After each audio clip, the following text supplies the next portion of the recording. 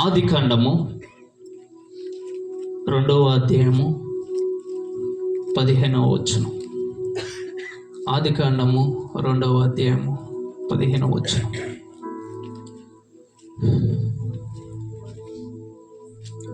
చదివండి. 2వ అధ్యాయము 15వ వచనం. మరియు దేవుడైన యెహోవా నరుని తీసుకుని ఏదెను తోటను సేద్యపరచుటకు దాని కాయుటకును దానిలో ఉంచెను. అయితే చాలు, ఇక్కడికి ఒకసారి ఇటువైపు చూడండి. మనం ప్రతి సంవత్సరం ఏం తీసుకుంటాము? వాగ్దానం. అవునా కదా? ప్రతి సంవత్సరము కూడా మనము వాగ్దానం అనేది తీసుకుంటా ఉంటాము. కానీ ఆ వాగ్దానం తీసుకున్న కొన్ని రోజులకి మరలా ఆ వాగ్దానం తీసుకెళ్ళి పక్కన పెట్టేసి దాని గురించి ఆలోచన కూడా చేయము. ఎందుకని అంటే చేయనిది, ఈ మనుషుని యొక్క స్వభావము ఎలాంటిదంటే దీనికి ఏదైనా వాడుకోవడానికి ఉపయోగకరమైనది ఏదైనా ఉన్నదనుకోండి, దాన్ని మాత్రమే వెతుకుటకు ఈ శరీరం అనేది ఆలోచన చేస్తా ఉంటది. చూడండి, వాగ్దానములో దాచబడిన మర్మము లేదంటే వాగ్దానములో దాచి ఉంచిన రక్షణ ఎలాంటిదో ఈ రాత్రి మనం గమనించాలి. ఎందుకు గమనించాలంటే, ఈ లోక సంబంధమైన నీవు వెతుకుతున్న వాటన్నిటికంటే కూడా ఉపయోగకరమైనది, నీవు జీవితాన్ని ఒక్క దినములో కూడా మార్చగలిగినది, ఒక్క నిమిషంలో కూడా మార్చగలిగినది ఆ వాగ్దానమే. హల్లెలూయా. ఆయన ఆది నుండి కూడా అంతము వరకు కూడా ఆయన సర్వజనుల జీవితంలోనికి విడుదల చేసేది ఏమిటంటే వాగ్దానము. వాగ్దానము. హల్లెలూయా. ఏమిటి ఒకసారి చెప్తారా? వాగ్దానము. అయితే దేవుని యొక్క చిత్తము సర్వజనులకు సంపూర్ణముగా తెలియపరచబడకపోవటం వలన అందరూ కూడా ఇప్పటికి వరకు కూడా ఏమి జరిగినా, ఎలాంటి స్థితిలో ఉన్నా అందరూ ఒక గొప్ప మంచి పాట పాడతారు. ఏం పాట? ఎన్ని తలచినా ఏది అడిగినా జరిగేది నీ చిత్తమే. ఎందుకంటే ఆయన చిత్తం అనేది ఇంకా సంపూర్ణంగా మనము గమనించకపోవటం వలన ఏది ఏమైనా, ఎలాంటి స్థితిలో ఉన్నా, మరణం వచ్చినా, కష్టాలు వచ్చినా, నష్టాలు వచ్చినా, ఇబ్బందులు వచ్చినా, ఎలాంటి వచ్చినా అన్నీ ఎవరి వల్ల వచ్చినాయంటే ఆయన వల్లనే. ఎందుకని? నేరం ఆయన మీద మోపేస్తున్నాం. ఎవరి మీద మోపుతున్నాం? యేసయ్య మీద. ఎందుకని? ఆ సంపూర్ణమైన దేవుని చిత్తము ఏమిటో మనము సరిగా గమనించకపోవడంగానే మన మనసుని యొక్క స్వభావం ఎలాంటిదంటే తర్వాత ఎవరి మీదే నెట్టేసేది? ఆయన మీదే. అవునా కదా? కానీ ఈ రాత్రి దేవుని యొక్క చిత్తము ఏంటో ఈ రాత్రి మీరు అందరూ కూడా గ్రహించుదురు గాక. ఆమె చాలా స్పష్టంగా ఈ రాత్రి ప్రభు మీతో మాట్లాడబోతున్నారు. ఆది నుండి అంతము వరకు ఆయన వాగ్దానము చేత మాత్రమే ఆయన చిత్తం అనేది సర్వజనుల జీవితంలో నెరవేర్చబడుతుంది. హల్లెలూయా. అయితే ఇక్కడ ఆదికాండములో ఒక మనుషుని నిర్మించి ఆ మనుషుని జీవితంలోనికి దేవుడు ఒక మాట విడుదలను చేస్తున్నాడు. ఒక వాగ్దానం అనేది విడుదల చేస్తూ ఒక తోటని నిర్మించి, ఏదేను వనం అనే ఒక వనమును నిర్మించి అతడు బ్రతకడానికి అక్కడ ఏమని మాట్లాడుతున్నాడంటే, అదమా నీవు ఏం చేస్తావంటే నిరభ్యంతరముగా, ఎలాగంట? నిరభ్యంతరముగా నీవు ఈ తోట వృక్షముల ఫలములలో ఏదైనా కూడా నీవు తినవచ్చు. హల్లెలూయా. అంటే ఒక మంచి వాగ్దానం అనేది ఎవరి జీవితంలోనికి విడుదలవుతుంది? ఆదాము జీవితంలోనికి, ఒక మనిషిని జీవితంలోనికి. అర్థమవుతుందా? ఏమవుతుంది? విడుదలవుతుంది.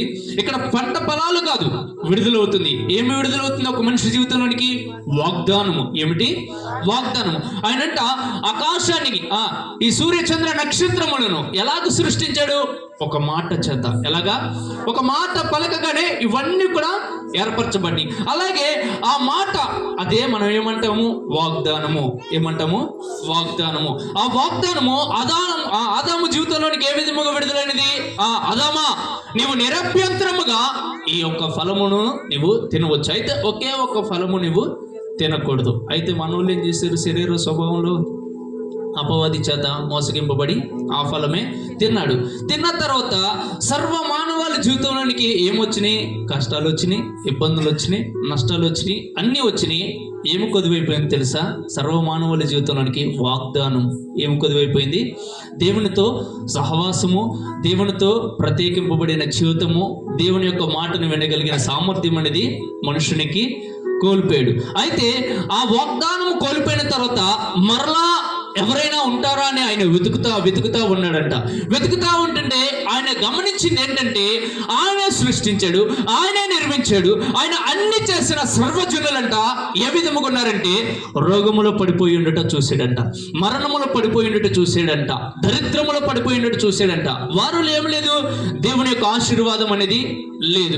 ఈ విధముగా ఆయన చూచిన బట్టి ఆయనంట దుఃఖించి ఎవరైనా ఒక్క వ్యక్తిని నేను ప్రత్యేకించుకోవాలని ఒక వ్యక్తిని కనుగొన్నాడంట. ఆ వ్యక్తి పేరేంటంటే అబ్రహాము. ఏంటిది? అబ్రహాము. ఆదికాండము 12వ అధ్యాయము 1వ వచనం నుంచి 3వ వచనం వరకు చూడండి. ఇక్కడ ఏమని మాట్లాడుతున్నాడు, ఏ విధముగా ఆయన మాట్లాడుతున్నాడు చూడండి, చాలా జాగ్రత్తగా, చక్కని మాటలు. మరియు నీవు లేచి నీ దేశము నుండి నీ బంధువుల నుండి నీ తండ్రి ఇంటి నుండి బయలుదేరి నీకు చూపించు దేశమునకు నేను నీకు చూపించు దేశమునకు వెళ్ళుము. నిన్ను గొప్ప జనముగా చేసేదను. నిన్ను ఆశీర్వదించి నీ నామమును గొప్ప చేయుదును. నీవు ఆశీర్వాదకరముగా ఉందువు. నిన్ను ఆశీర్వదించు వారిని ఆశీర్వదించదును, నిన్ను దూషించు వారిని శపించదును. భూమి యొక్క సమస్త వంశములు నీ యందు ఆశీర్వదించబడినని అబ్రాముతో అనగా యెహోవా అతనితో చెప్పిన ప్రకారము అబ్రాము వెళ్ళెను. చాలు ఇక్కడ చూడండి. ఇక్కడ ఎవరిని కనుగొన్నాడు దేవుడు? ఒక జనంగాన్ని ఏర్పరచుకున్నాడు. ఏ జనంగం? అతని పేరేంటి? తండ్రి పేరు. విశ్వాసులకి తండ్రి ఎవరు? అబ్రహాము. ఎవరమ్మా? అబ్రహాము. మనకి తండ్రి ఎవరు ఇప్పుడు? అబ్రహాం. యేసే కాదంటలేదు, కానీ మనల్ని ఆయన ఒక అబ్రహాం యొక్క సంతానముగా మార్చడానికి భూమి మీదకి వచ్చాడంట. హల్లెలూయా, హల్లెలూయా. ఎందుకని? ఆది యందే ఆయన ఏం విడుదల చేస్తున్నాడు? సమస్త జనములకు నువ్వేమవుతావు? తండ్రివి. ఏమవుతావు అన్నాడు? భూమి మీద ఉన్న సమస్త జనములు నీకు సంతానముగా మార్చబడతారని ఆది యందే దేవుడు వాగ్దానం అనేది విడుదల చేశాడు. ఏం చేశాడు? వాగ్దానం. అవునా కదా? ఇదేమిటి?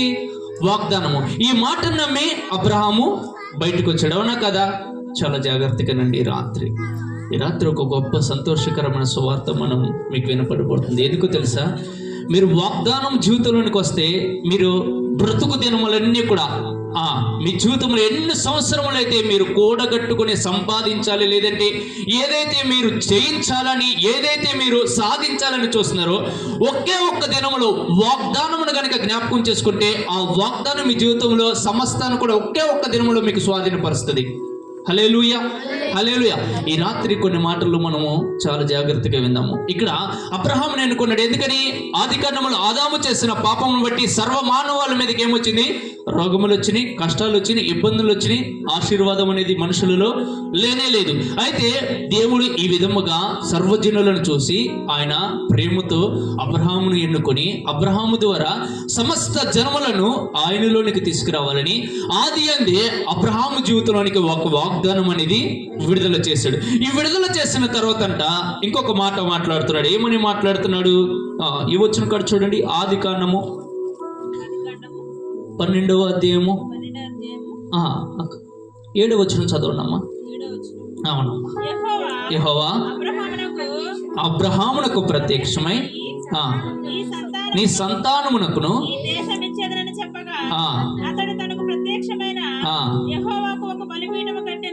చాలమ్మా. ఇటు చూడండి ఒకసారి. ఇక్కడ అబ్రహాముకు ఒక సంతానం అన్నది, ఒక పిల్లవాడు ఉన్నాడా?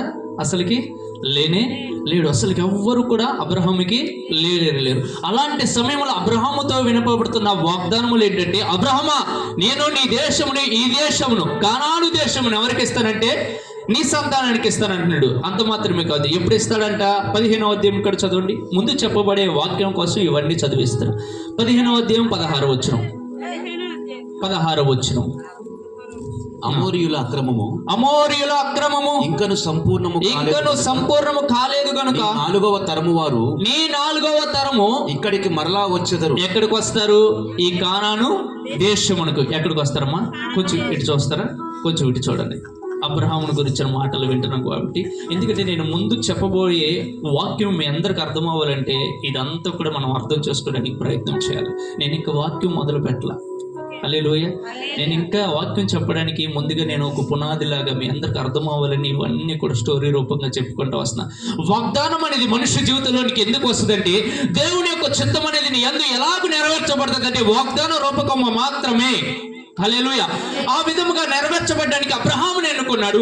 అబ్రహాము ద్వారా సర్వ మానవాళ్ళందరి మీదకి కూడా ఆశీర్వాదం రావాలి, సర్వజనులందరూ కూడా మరలా ఆయనకు స్వాధీనపరచబడాలని. ఎందుకని ఆదాము చేసిన అతిక్రమం బట్టి అందరూ కూడా పాపములు ఉంటే ఆయన ఒక జనాంగమును ఏర్పరచుకుని అబ్రహాం యొక్క సంతానముగా మరలా సర్వ మానవాళ్ళందరినీ కూడా ఆయన ఎందుకు ఇతరులోనికి తీసుకొస్తాడంటే ఈ జనాంగమును బట్టి ఆయన సర్వజనులను కూడా తండ్రిగా మార్చబడ్డానికి. హల్లెలూయా, హల్లెలూయా. ఇక్కడ ఏం జరుగుతుంది? అబ్రహాముని మొట్టమొదటిగా తన ఇంటి నుండి బయటికి తీసుకొచ్చి, అబ్రహాము నువ్వు బయటకు వస్తే నేనేం చేస్తానంటే నీ సంతానమును ఇసుక రేణువులు వలి ఇవన్నీ చేస్తూ సమస్త దేశములకు ఈ దేశమును నీకు అప్పగిస్తాను. ఈ దేశం ఎప్పుడు ఇస్తాడంట? 4వ తరము వారు వస్తారంటే. ఏ తరము వారు? ఎక్కడికి? కానాను దేశమునకు. అందుకనే 4వ తరం ఎవరెవరు చూడండి ఒకసారి. అబ్రహాం తర్వాత ఎవరు? ఇస్సాకు. ఇస్సాకు తర్వాత ఎవరు? యాకోబు. యాకోబు కుమారుడు ఎవరు? యోసేపు. ఎవరు? ఎంతమంది అయ్యారు ఇప్పుడు? 3. ఇంకొక 4వ తరం రావులు ఇప్పుడు. ఎవరి ఆ తరము? మోషే తరము. ఎవరి తరము? ఇప్పుడు ఎక్కడికి వెళ్తున్నాము? ఇప్పుడు నిర్గమాకాండం దగ్గరికి వెళ్తున్నాము. ఎక్కడికి వెళ్తున్నాము? నిర్గమాకాండం. ఎందుకని 4వ తరం ఎక్కడుంది? నిర్గమాకాండంలో ఉంది. ఎందుకని యాకోబును గురించిన వర్తమానము, ఇస్సాకును గురించిన వర్తమానము, యోసేపును గురించిన వర్తమానం ఎక్కడితో ముగించబడుతుందంటే ఆదికాండము వరకు. 4వ తరం ఎక్కడ ఆరంభించబడుతుందంటే నిర్గమాకాండములు. ఇప్పుడు చూడండి 2వ అధ్యాయము నిర్గమాకాండము 23, 24 వచనములు. ఇవన్నీ కూడా వాగ్దానములు. వాగ్దానం చేసిన వాడి గురించి అలాగున అనేక దినములు జరిగిన మీదట ఐగుప్తు రాజు చనిపోయిను. తాము చేసిన వెట్టి పనులను బట్టి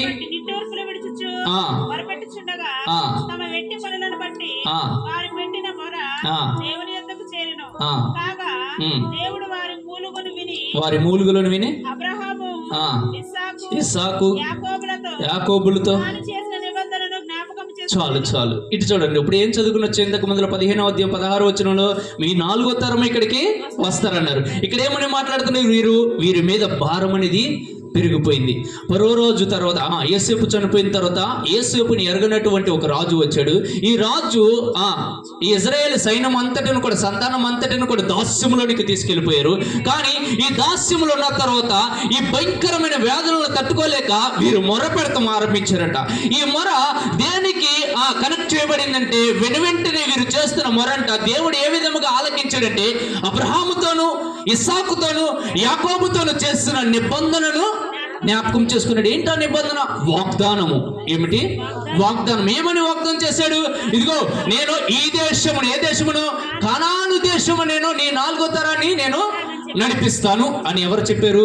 దేవుడు చెప్పాడు. సో ఇక్కడ 4వ తరము అనేది ఆరంభించబడుతుంది. చూడండి, వాగ్దానము ఏ విధముగా ఒక జీవితాన్ని ఎంత గొప్పగా మార్చబోతుంది ఈ రాత్రి మనం అందరం తెలుసుకోవాలి. హల్లెలూయా, హల్లెలూయా. ఇప్పటి నుంచి నేను వాక్యంలోనికి వెళ్ళబోతున్నాను. ఏ విధముగా ఆ వాగ్దానం అనేది నెరవేర్చబడుతుండగా వారి జీవితంలో ఆ వాగ్దానం ఏ విధంగా వారి పట్ల రక్షణ అనుగ్రహించిన కొన్ని నిమిషాలు తెలుసుకుందాం. హల్లెలూయా, హల్లెలూయా. ఇప్పుడు చూడండి కీర్తన గ్రంథము 105వ అధ్యాయము 8వ వచనం కానుంచి. కీర్తన గ్రంథము 105వ అధ్యాయము 8వ వచనం కానుంచి.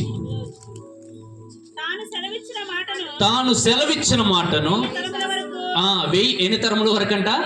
1000 తరముల వరకు. మనం ఎవరిని గురించి మాట్లాడుకుంటూ వస్తున్నాం ఇక్కడికి? అబ్రహామును గురించిన సంతానమును గురించిన మాటలు. ఇక్కడ ఏమని రాయబడుతుంది? తాను సెలవిచ్చిన మాటను 1000 తరముల వరకు అబ్రహాముతోను ఇస్సాకుతో ఏం చేసుకుంటాడంటే ఆయన నిత్యము జ్ఞాపకం చేసుకుంటాడు. నేను ఒక మాట చెప్పన, మీరు మీ జీవితంలో మీరు ప్రార్థించడం ఆపేసిన, లేదంటే మీ బ్రతుకులో దేవుని మర్చిపోయిన ఒకవేళ ఉన్నప్పటికీ కూడా మీరు గనుక వాగ్దానం వెతుకు వారి యొక్క సంతానం అయి ఉన్నప్పటికీ కూడా మీ జీవితంలో ప్రార్థన ఏ విధంగా ఆరంభించబడుతుంది, ఏ విధంగా దేవుడు గుర్తెరుగుతాడో తెలుసా? దేవుడు మీ తల్లిదండ్రులకి ఇచ్చిన వాగ్దానం బట్టి. హల్లెలూయా, హల్లెలూయా. ఎందుకు వాగ్దానం బట్టి? ఇక్కడ ఇజ్రాయేల్ యొక్క సైన్యమునకు వాగ్దానం ఇవ్వాల. అర్థమైందా? ఎవరికి ఇవ్వాలా వాగ్దానము? ఇజ్రాయేల్ యొక్క సంతానము ప్రార్థన దానికోసము అడగలేదు. కానీ వాగ్దానం ఎవరికి ఇవ్వబడింది? అబ్రహాముతో సెలవిచ్చిన మాట ఏంటంటే, నేను ఈ దేశమును నీ తరములకు ఇస్తాను. ఇక్కడేమని మాట్లాడుతున్నాడు? 1000 తరముల వరకు ఆయన మాటను స్థిరపరచంట. ఆయన ఏ విధముగా జ్ఞాపకం చేసుకున్నాడంటే ఇక్కడ ఇజ్రాయేల్ సైన్యమును అబ్రహాముతో చేసిన నిబంధన బట్టి జ్ఞాపకం చేసుకుంటూ ఏ విధంగా రక్షణిస్తున్నాడు చూడండి. ఇక్కడ చదవనమ్మా. తాను సెలవిచ్చిన మాటను 1000 తరముల వరకు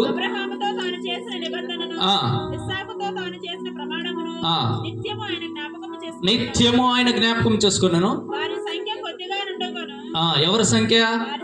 ఎందుకని నిర్గమకాండంలోకి వెళ్ళినప్పుడు ఎంతమంది? 70 మంది. ఎంతమంది? 70 మంది ఉన్నారు. కానీ 70 మంది ఎంతమంది అయిపోయారు? ఇప్పుడు కాల్భవంగా మార్చబడిపోయినారు. ఇక్కడ విడుదల వచ్చే సమయానికి చదవనమ్మా. ఆ కొద్ది మంది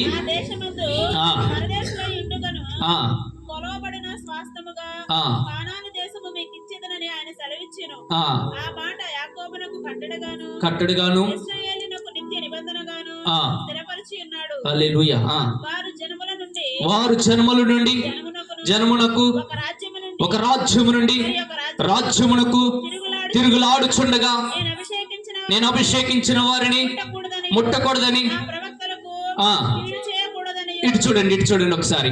ఇక్కడ వాగ్దానముల గురించిన మాటలు మీ అందరికి అర్థమయ్యేటట్టు చెప్తా చూడండి. ఇప్పటి కాలంలో సార్వత్రిక సంఘములో ఎన్ని తలుచునా ఏమి జరిగినా జరిగేదంతా నీ చిత్తం అనేది ఎందుకని మాట్లాడుతున్నారంటే దేవుని యొక్క ఉద్దేశము, దేవుని యొక్క చిత్తం అనేది నీ యందు నీవెంకను కూడా సంపూర్ణముగా గ్రహించలేదు. కానీ వాగ్దానం అంట ఏ విధముగా మనుషుని యొక్క బ్రతుకు జీవితంలో పనిచేస్తుందంటే ఇప్పుడు చూడండి, ఈ రోజు పడుకుంటే రేపు లేస్తామా? లేవలేము. ఇదే ఆలోచన. ఇది గ్యారంటీ, పెద్ద గ్యారంటీ అయిపోయింది మనకి. నెగిటివ్గా మనం అసలు చాలా ఆలోచిస్తాం, నెగిటివ్గా ఆలోచిస్తాం. ఈ రోజు బండి వేసుకుని న్యూస్ మీడియాలో వెళ్ళాడు అనుకోండి, మరలా తిరిగి వస్తాడు. ఏమోనయ్యా తెలియదయ్యా, దేవుని చిత్తం అయితే వస్తాడు, లేదంటే లేదు. చూడండి, ఈ మాటలు ఎందు నిమిత్తం వస్తాయి అంటే నీ యందు దేవుడు ఉంచిన నిరీక్షణ లేదంటే రక్షణ ఎలాంటిదో, నీ యందు ఆయన కలుగు చేసిన బాహుళ్యము, రక్షణ, కృప ఎలాంటిదో నువ్వు సంపూర్ణంగా గ్రహించలేదనుకోండి, నువ్వు ఏమంటావంటే వెళ్ళి వస్తాడో రాడో అనేటటువంటి మాటలే నీవు జీవితంలో నువ్వు మాట్లాడతావు. నీ దేవుడు ఎలాంటి వాడంటే ఆయన వాగ్దానం ఇచ్చాడంటే అర్థం ఏంటంటే ఆ వాగ్దానంతో పాటు నీ జీవితంలో రక్షణ కూడా సమృద్ధిగా విడుదల చేస్తాడు. హల్లెలూయా. ఇక్కడ ఏ విధంగా విడుదల చేస్తున్నాడు? ఇక్కడంట వీరు రాజ్యము నుంచి రాజ్యములకు వెళ్తున్నారంట, జనముల నుంచి జనములకు వెళ్తున్నారంట. ఎవరు? ఇశ్రాయేలు యొక్క సైన్యం వెళ్తుంటే వీరి పక్షమున వాగ్దానం ఏ విధంగా పనిచేస్తుందంటే వీరిని ఎవ్వరు కూడా ముట్టడానికి వీలేదంట. ఏ శత్రువు కూడా ముట్టడానికి వీలేదంట. నీ మీద ఉంచిన వాగ్దానం ఎలాంటిదంటే ఏ శత్రువు కూడా నేను ముట్టకుండా ఉంచబడిన గొప్ప రక్షణ నీకు ఇచ్చిన వాగ్దానంలో దాచిబడి ఉన్నది. హల్లెలూయా. అంత గొప్ప రక్షణ మనం ఏం చేస్తామంటే మరిచిపోయి బ్రతికేస్తాం. హల్లెలూయా. నీ మీద ఉంచిన రక్షణ ఎలాంటిదంటే ఏ శత్రువు కూడా నిన్ను ముట్టడానికి వీలేదు. హల్లెలూయా. హల్లెలూయా. ఎలాంటిదంట? ముట్టడానికే వీలేదంట. వన్స్ ఇఫ్ అతడు ఎవడైనా ఏ శత్రువు నేను ముట్టాడు అనుకోండి, వాడికి వాడే చనిపోవాలి తప్ప నువ్వు చనిపోవడానికి వీలేదు. హల్లెలూయా. ఈ రక్షణ ఎందులో దాచబడిందంటే వాగ్దానములో. ఎక్కడ? వాగ్దానము. ఇంత గొప్ప వాగ్దానములు మనం ఏం చేస్తామంటే పక్కన పెట్టేసి ప్రభు ఎప్పుడు వస్తావయ్యా, నువ్వు రాయ్యా, నేను వచ్చేస్తానయ్యా. చూడండి, మనుషుడు శ్రమకి తట్టుకోలేక, ఇబ్బందులను తట్టుకోలేక, కష్టాలకి నష్టాలకి తట్టుకోలేక దేనికి అప్పగించుకుంటున్నాడంటే మరణానికి. దేనికి? మరణానికి అప్పగించుకుంటాడు. ఈ మరణానికి అప్పగించుకుంటే ఏమంటాడంటే నువ్వు వచ్చాక నేను తట్టుకోలేకపోతున్నాను ప్రభు, ఎందుకయ్యా నేను ఈ భూమి మీద వదిలేస్తావు?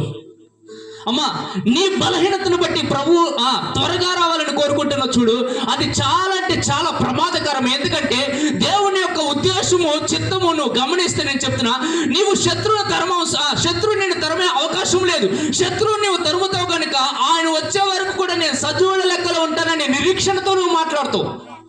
హల్లెలూయా. హల్లెలూయా. ఇక్కడ వాగ్దానపు జనులు ఎక్కడికి బయలుదేరండి? కనాను యాత్రకు బయలుదేరారు. కనానును స్వాధీనపరచుకోవడానికి బయలుదేరారు. కనాను దేశమును స్వాధీనపరచుకోవడానికి బయలుదేరుతుండగా వీరి జీవితంలో విడుదలవుతున్న వాగ్దానములు ఏంటంటే వీరిని ఏ శత్రువు కూడా ముట్టడానికి వీల్లేదంట. హల్లెలూయా.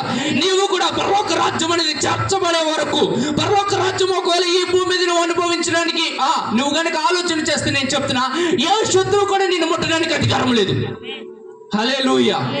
హల్లెలూయా. ఎందుకంటే ఆయన ఏం ప్రార్థన చేశాడు? పరలోక మందున్న మా తండ్రి పరిశుద్ధపరచబడి ఉండక. మన ప్రార్థన అర్థంగానే ప్రార్థన పట్టించుకో. హల్లెలూయా. ఇక్కడ ఏమన్నాడు? పరలోక రాజ్యము నందు నెరవేర్చబడుతున్నట్లంట ఆయన చిత్తము ఎక్కడ నెరవేర్చబడాలంట? ఎక్కడ? మనం ఏమంటాం? బాబు మొత్తం రాయ బాబు మేము వచ్చేస్తాం. హల్లెలూయా. అవునా కదా? ఎందుకని చూడండి, ఈ లోకంలో ఏదైనా ఏలుబడి చేస్తున్నట్లయితే, చీకటి ఏలుబడి చేస్తున్నట్లయితే, కష్టాలు ఏలుబడి చేస్తున్నట్లయితే, మరణం ఏలుబడి చేస్తున్నట్లయితే, ఈ భూమి మీద ఈ లోకంలో మరణమును అనుభవిస్తున్న వారికి, శాపమును అనుభవిస్తున్న వారికి, సమస్తమైన శ్రమలు అనుభవిస్తున్న వారికి నీ ద్వారే వెలుగు కనపరచాలనేదే దేవుని చిత్తము. హల్లెలూయా, హల్లెలూయా. మరణము నిన్ను వెంటాడుతుందని నీవు కూడా మరణానికి అప్పగించుకునే అవసరం లేనే లేదు. ఎందుకంటే నిన్ను పిలిచిన వాడు, నిన్ను ఏర్పరచుకున్నవాడు, నీ కొరకు రక్తము కార్చిన ఆ నజరైన యేసు ప్రభు వారు ఎలాంటి వాడంటే, ఈ లోకంలో మరణం ఏలుబడి చేస్తే ఈ భూమి మీద నీ ద్వారా ఆయన జీవమును ఏలుబడి చేస్తాడు. హల్లెలూయా, హల్లెలూయా, హల్లెలూయా. ఇంత గొప్ప రక్షణ దేనిలో దాచబడిందంటే వాగ్దానంలోనే. ఇందులో వాగ్దానంలోనే. ఆ వాగ్దానం పట్టించుకో మనం. హల్లెలూయా. దేని పట్టించుకో? వాగ్దానం పట్టించుకో, గట్టిగా పట్టించుకుంటాం. అవునా కదా? ఎందుకని మనుషుల స్వభావము కనపడుతుంది అది. అమ్మా, నేను ఒక మాట చెప్పనా? ఈ లోక యాత్రలో, ఈ విశ్వాస యాత్రలో నువ్వు శరీరంలో నుంచి